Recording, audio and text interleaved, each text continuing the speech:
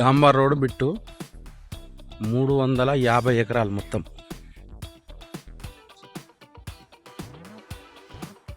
ఈ అక్కడ గడ్డల దాకా వస్తుంది మొత్తం. గుట్టలు గుట్టలు అంటే ఏం లేవు, మొత్తం ఎత్తులు వంపులు ఉంటుంది.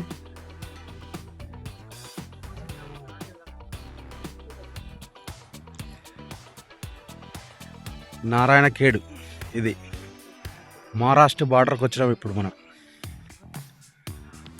350 ఎకరాలు డాంబర్ రోడ్ బిట్టు.